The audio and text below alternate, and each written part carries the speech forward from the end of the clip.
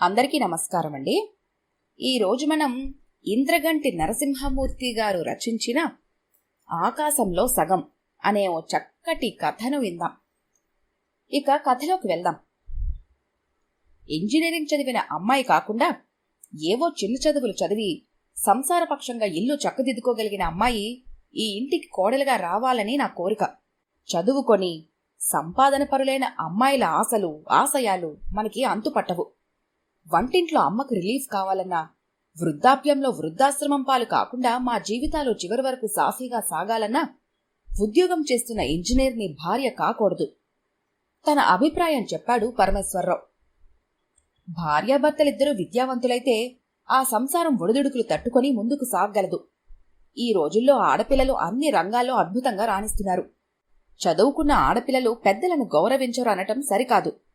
నేను మాత్రం నాలానే ఇంజనీరింగ్ చదివిన అమ్మాయిని వివాహం చేసుకుంటాను. తండ్రితో విభేదించాడు తనయుడు సూర్యప్రకాష్. ఆదివారం మధ్యాహ్నం టీ సేవిస్తూ సూర్యప్రకాష్ వివాహ విషయమై కుటుంబ సభ్యుల మధ్య చర్చ జరుగుతోంది. మీ అభిప్రాయం సరైనదైతే మన అమ్మాయిని బీటెక్లో ఎందుకు చేర్పించారు? సూటిగా భర్తను ప్రశ్నించింది భార్య అంజలి. ఆమె కూడా కొడుకునే సమర్థించింది. అన్నయ్య ఎంటెక్, వదిన కనీసం బీటెక్ అయి ఉండాలి. కూతురు అనూష అభిప్రాయం. పరమేశ్వరరావు భయానికి కారణముంది. ఆగస్టు 15 స్వాతంత్ర దినం నాడు తన ఆఫీస్లోని కొలీగ్స్తో కలిసి ఒక వృద్ధాశ్రమంలో వృద్ధులకు బిస్కెట్లు పండ్లు పంచాడు పరమేశ్వరరావు. ఆ సమయంలో కొంతమంది వృద్ధులు చదువుకొని ఉద్యోగాలు చేస్తున్న కోడళ్ళు తమని ఆరళ్లు పెట్టడం వివరిస్తూ చివరి రోజుల్లో తాము కష్టాలు అనుభవించడానికి కోడళ్లే కారణమని కన్నీళ్లు పెట్టుకోవటం పరమేశ్వరరావు మనసులో కలకలం రేపింది. వాళ్లు చెప్పిన కథలకు అతని కళ్ళు చెమర్చాయి. ఆ విషయాలన్నీ వివరించి మరోసారి ఆలోచించమన్నాడు పరమేశ్వరరావు. తల్లిదండ్రులు వృద్ధాశ్రమం పాలు కావటంలో కోడళ్లతో పాటు కొడుకులకి సమాన పాత్ర ఉంది. మనసులో ప్రేమ ఉన్నవాడు మనుషుల్ని దూరం చేసుకోడు. పెద్దలు తమతో ఉంటే అనవసర ఖర్చని, తమ సంతోషాలకు అడ్డు అని కొడుకులు భావిస్తూ ఉండటం ఈ సమస్యకు మూల కారణం. తల్లిదండ్రులను ప్రేమించే కొడుకు భార్య నొప్పించి వారిని తమతో ఉంచుకోవడం కష్టం కాదు. వాదనని పొడిగించాడు ప్రకాష్. తండ్రి మౌనంగా ఉండిపోయాడు. సంభాషణ అక్కడితో ఆగిపోయింది. పరమేశ్వరరావు అంజలి దంపతుల ప్రథమ సంతానం సూర్యప్రకాష్. కొడుకు పుట్టిన 6 ఏళ్లకి అమ్మాయి పుట్టింది. పేరు అనూష. పిల్లల పెంపకంలో అంజలి ఎంతో శ్రద్ధ తీసుకుంది. పిల్లలకి ఏ లోటు లేకుండా ఎంతో గారాబంగా పెంచారు ఆ తల్లిదండ్రులు. పిల్లలు స్కూల్లో చేరాక నెల నెల యూనిట్ టెస్టులు, క్వార్టర్లీ, హాఫ్ ఇయర్లీ పరీక్షలు, మార్కుల లిస్టులు వచ్చేదాకా ఆతృత, ఆందోళన. ప్రతి సంవత్సరం స్కూళ్లు తెరిచిన నాటి నుండి సంవత్సరాంతం పరీక్షల దాకా అంజలికి రోజులు ఉత్కంఠభరితంగా, ఉద్వేగపూరితంగా గడిచేవి. అబ్బాయిని అమ్మాయిని ఏ విషయంలోనో తేడా చూపకుండా పెంచింది అంజలి. పిల్లల పరీక్ష రోజుల్లో తల్లి ఎంతో మానసిక ఒత్తిడికి గురయ్యేది. సూర్యప్రకాష్ ఇంటర్ చదివిన 2 సంవత్సరాలు తల్లిదండ్రులకు 2 యుగాల్లా గడిచాయి. ఒక మునీశ్వరుడు తపోదీక్షతో ఉన్నట్టు అంజలి ఎంసెట్ దీక్ష చేపట్టింది. అబ్బాయికి బలమైన ఆహారం సమకూర్చటం, చదువుకుందుకు ప్రశాంత వాతావరణం కల్పించటం, ఆరోగ్య పరిరక్షణకు శ్రద్ధ తీసుకోవటం, ఇటువంటి ఎన్నో జాగ్రత్తలు తీసుకుంది తల్లి. అంజలి శ్రమ వృధా కాలేదు. తల్లిదండ్రుల కలల్ని నిజం చేస్తూ సూర్యప్రకాష్ ఐఐటిలో సీటు సాధించాడు. దేవుడు ప్రత్యక్షమై వరమిచ్చినంత ఆనందించారు ఆ తల్లిదండ్రులు. గ్రాడ్యుయేషన్ తర్వాత ఎంటెక్ చేసి ఓ మల్టీనేషనల్ కంపెనీలో ఉద్యోగంలో చేరాడు సూర్యప్రకాష్. హైదరాబాద్లోని ఉద్యోగం రావటంతో తల్లిదండ్రులతో కలిసి ఉంటున్నాడు. 3 ఏళ్లలో ప్రమోషన్ సాధించాడు. అనూష కూడా ఇంజనీర్ కావాలనే ఆశయంతో బీటెక్లో చేరింది. ప్రస్తుతం ఆఖరి సంవత్సరంలో ఉంది. సూర్యప్రకాష్కి పెళ్లి చేయాలని సంకల్పించారు తల్లిదండ్రులు.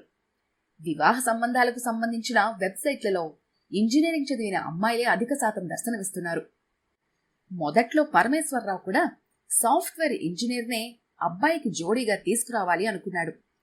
2 నెలలుగా తన అభిప్రాయం మార్చుకున్నాడు. తన భార్య అంజలి పెద్దగా చదువుకోలేదు. అయినా సంసార రథాన్ని బాధ్యతగా నడిపించింది. భర్తకి ఏనాడు కష్టం కలిగించలేదు. అప్పుడప్పుడు అత్తగారితో గొడవపడినా తాత్కాలికమే. అత్తాకోడలు మళ్లీ కలిసిపోయేవారు.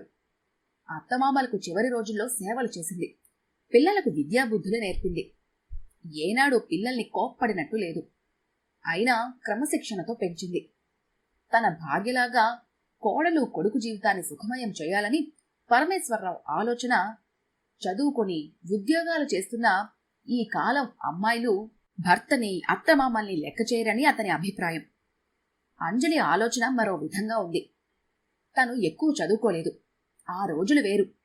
ఇప్పుడు రోజులు మారాయి. తన కలలు నిజం చేస్తూ ప్రకాష్ బాగా చదువుకున్నాడు. లక్షణంగా నెలకు 1,00,000 సంపాదిస్తున్నాడు. ఎటువంటి చెడలవాట్లు లేవు. కుమారుడి హోదాకు తగినట్లు కోడలు విద్యావంతురాలైతే సంఘంలో కుటుంబ గౌరవ ప్రతిష్టలు ఇనుమడిస్తాయి. చదువు సంస్కారాన్నిస్తుంది. బాగా చదువుకున్న అందమైన అమ్మాయి కోడలుగా రావాలనేదే అంజలి మనసులో మాట. ఆ రాత్రి డిన్నర్ చేస్తూ, స్త్రీలకి సాటి స్త్రీతత్వం, మనస్తత్వం బాగా అర్థమవుతాయి. అందుకే నాకు తగిన అర్ధాంగిని సెలెక్ట్ చేసే బాధ్యతను అమ్మకు అప్పగిస్తున్నాను. పెళ్లిచూపులకు మొదట అమ్మ, నాన్న వెళ్ళాలి. అమ్మాయితో అన్న విషయాలు అమ్మ మాట్లాడాలి. అమ్మాయి మనస్తత్వం అర్థం చేసుకోవటం అమ్మకి కష్టం కాదు. అమ్మకు బాగా నచ్చిన అమ్మాయిని మాత్రమే నేను చూస్తాను. అది కూడా పెళ్లి కూతురు, ఆమె తల్లిదండ్రులు నన్ను చూసుకోవటానికి, వాళ్ల సందేహాలు తీర్చుకోవటానికి. అమ్మకు నచ్చిన అమ్మాయికి నేను నచ్చితే ఆ అమ్మాయి ఇంటి కోడలవుతుంది. తన నిర్ణయం తెలియజేశాడు ప్రకాష్. పరమేశ్వరరావుకి కోపం తగ్గలేదు. నీ వివాహ విషయంలో నేనేం కలగజేసుకోను. నువ్వు మీ అమ్మ కలిసి మీకు నచ్చిన అమ్మాయిని సెలెక్ట్ చేసుకోండి. పెళ్లి చూపులకు నేను రాదలుచుకోలేదు, నిష్కర్షగా చెప్పాడు పరమేశ్వరరావు. అంజలి, ప్రకాష్లు పరమేశ్వరరావు మనసు మార్చాలని చేసిన ప్రయత్నాలు ఫలించలేదు. పరమేశ్వరరావు వారి వాదనలకు కరగలేదు. తండ్రిని ఒప్పించడం తన తరం కాదని నిర్ధారించుకొని తల్లికి తనకు కాబోయే భాగ్యస్వామిని సెలెక్ట్ చేసే బాధ్యత అప్పగించాడు తనయుడు. మరుసటి ఆదివారం అంజలి, ప్రకాష్లు హైదరాబాద్లోని అతిపెద్ద మ్యారేజ్ బ్యూరోని సంప్రదించారు. వారిచ్చిన అమ్మాయిల బయోడేటాలను పరిశీలించి 3 ఎంపిక చేసుకున్నారు. అందులో 2 బాగా నచ్చిన అమ్మాయి గీతిక. గీతిక బీటెక్ చేసింది. సాఫ్ట్వేర్ ఇంజనీర్గా హైదరాబాద్లోనే ఉద్యోగం చేస్తోంది. ప్రకాష్ కన్నా 3 ఏళ్లు చిన్న. అమ్మాయి ముఖం కలగా ఉంది. గీతిక ఫోటో తండ్రికి చూపించాడు ప్రకాష్. పరమేశ్వరరావు ముఖం తిప్పుకున్నాడు. గీతిక తల్లిదండ్రులతో అంజలి ఫోన్లో మాట్లాడింది. అబ్బాయి వివరాలు తెలుసుకుని పెళ్లి చూపులకు ఆహ్వానించాడు గీతిక తండ్రి. గీతిక తండ్రి సుబ్బారావు స్కూల్ టీచరు. తల్లి సుభాషిణి డిగ్రీ చదివినా ఉద్యోగం చేయకుండా ఇంటికే పరిమితమైంది. గీతిక తమ్ముడు అవినాష్. ఇద్దరికి వయసులో 3 ఏళ్లు తేడా. సుభాషిణి పిల్లలిద్దరినీ క్రమశిక్షణలో పెంచింది. గీతిక క్లాస్లో ఎప్పుడు నెంబర్ 1గానే ఉండేది. పిల్లల చేత క్లాస్ పుస్తకాలతో పాటు విజ్ఞాన సంబంధమైన పుస్తకాలు చదివించేది తల్లి. మానవత్వపు విలువలు బోధించేది. వేసవి సెలవుల్లో పిల్లలను బంధువుల ఇళ్లకు తీసుకెళ్లేవారు తల్లిదండ్రులు. అందరితో కలుపుగోలుతనంతో మసలుకోవటం గీతికకు అలవాటైంది. బీటెక్ ఆఖరి సంవత్సరంలో ఉండగానే మల్టీనేషనల్ కంపెనీలో ఉద్యోగానికి క్యాంపస్ ఇంటర్వ్యూలో సెలెక్ట్ అయింది. హైదరాబాద్లోనే పోస్టింగ్ రావటంతో కుటుంబ సభ్యులు కలిసిండే అదృష్టం కలిసొచ్చింది. ఓ శుభముహూర్తాన అంజలి, ప్రకాష్లు పెళ్లి చూపులకు వెళ్లారు. అర్జెంట్ పని ఉండి తన భర్త పెళ్లి చూపులకు రాలేకపోయారని అంజలి సర్ది చెప్పింది.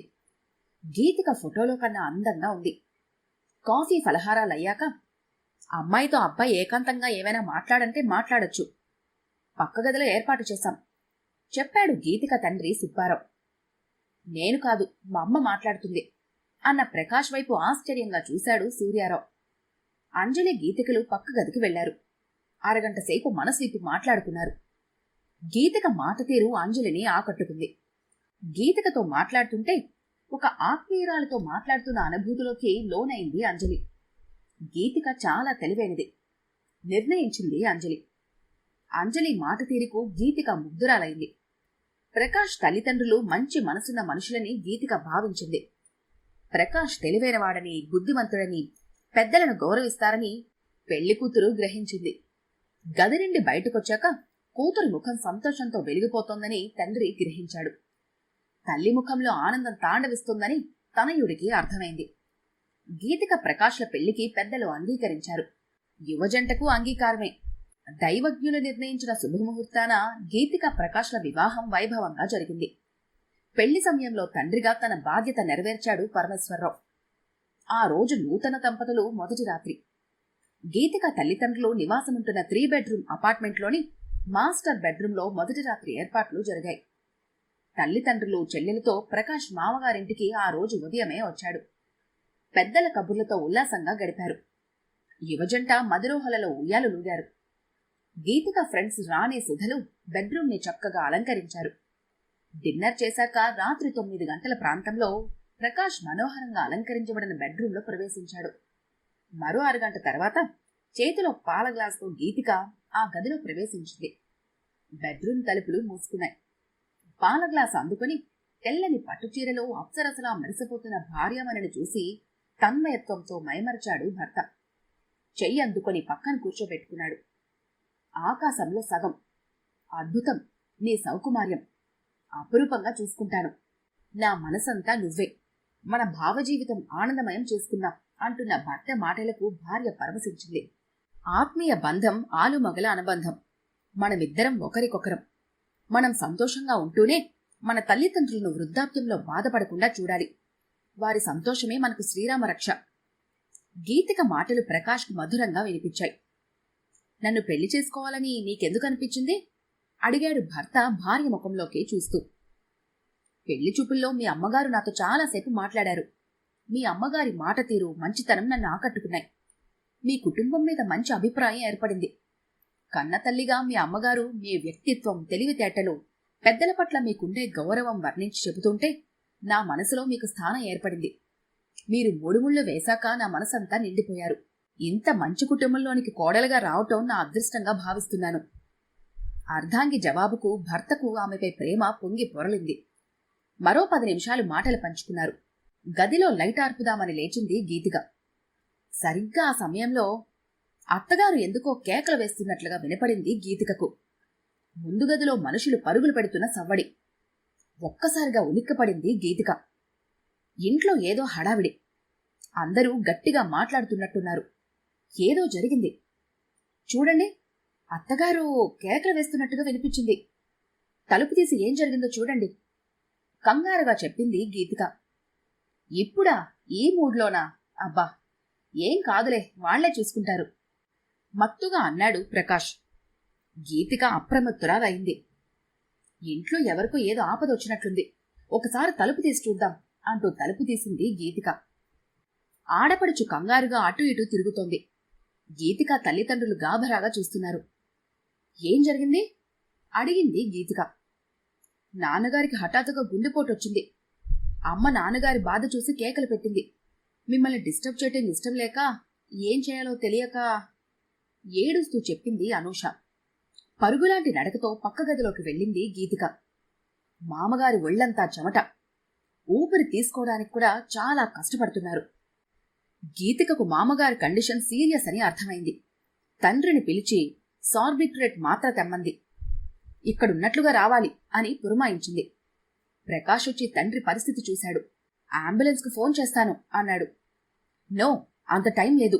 కార్తీ, క్విక్! హడావిడిగా చెప్పింది గీతిక. తండ్రి ఆరోగ్యస్థితి చూస్తున్న ప్రకాష్కు టెన్షన్గా ఉంది. కాళ్లల్లో వణుకు. కార్ డ్రైవ్ చేసే స్థితిలో లేనట్లున్నాడు.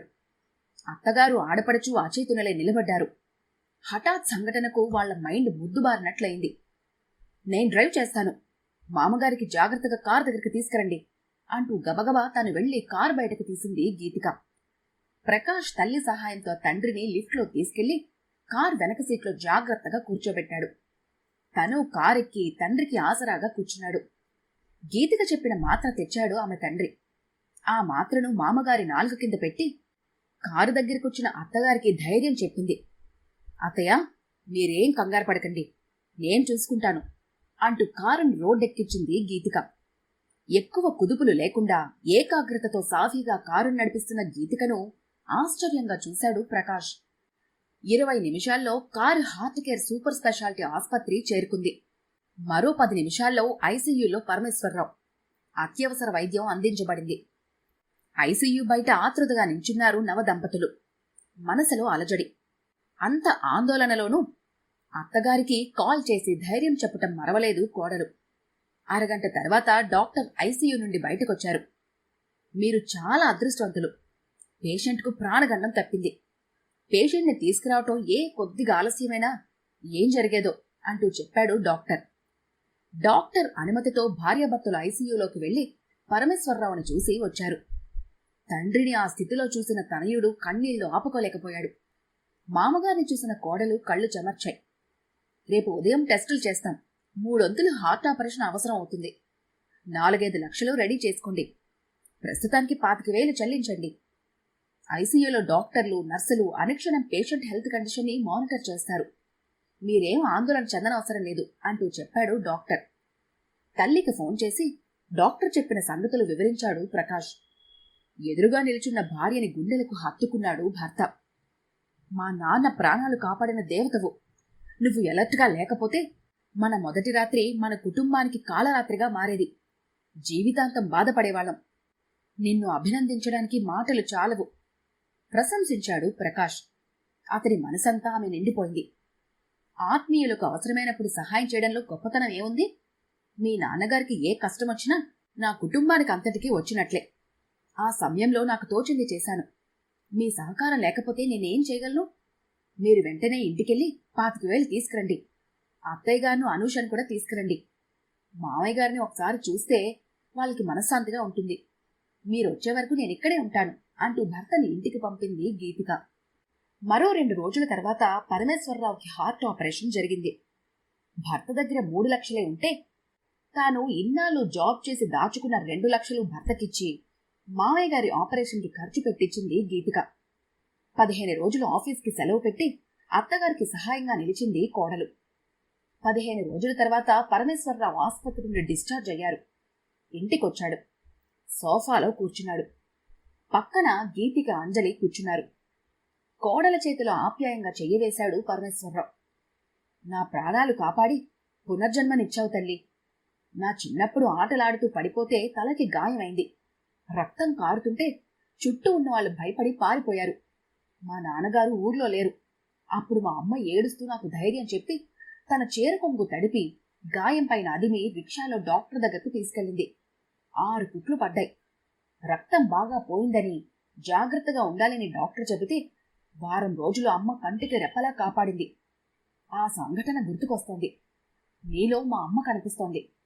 స్త్రీశక్తిని తక్కువగా అంచనా వేయకూడదని నిరూపించావు. చదువుకొని ఉద్యోగాలు చేస్తున్న స్త్రీలపై నాకున్న దురభిప్రాయాన్ని తొలగించావు. ఆప్యాయంగా కోడలు తలనిమురుతూ తన మనసులోని మాట చెప్పాడు పరమేశ్వరరావు. ఆ సమయంలో నువ్వు ప్రవర్తించిన తీరు స్ఫూర్తిదాయకం. కర్తవ్య నిర్వహణలో నీ ధైర్యం ప్రశంసనీయం. నీ రుణం తీర్చుకోలేనిది అంటున్న అత్తగారి కన్నీళ్లు తుడిచింది కోడలు. అత్తమామలకు పాదాభివందనం చేసి వారి ఆశీస్సులు అందుకుంది. 3 సంవత్సరాల తర్వాత ముద్దులోలికే ఆడపిల్లకు జన్మనిచ్చింది గీతిక. బారసాల నాడు మనవరాల్ని ఎత్తుకుని, ఈ రోజు నిన్ను చూసుకునే అదృష్టం మీ అమ్మ వల్లే నాకు దక్కింది మనవరాలా. నువ్వు కూడా మీ అమ్మలాగే బాగా చదువుకొని వృద్ధిలోకొచ్చి మమతానురాగాలు పంచు అంటూ ఆశీర్వదించాడు తాతయ్య. మనవరాలు తాతవైపు చూస్తూ బోసి నవ్వులు రువ్వింది. ఈ కథ గనుక మీకు నచ్చినట్లయితే లైక్ చేయండి, షేర్ చేయండి. మరిన్ని ఇంట్రెస్టింగ్ కథల కోసం మా ఛానల్ని తప్పకుండా సబ్స్క్రైబ్ చేసుకోండి.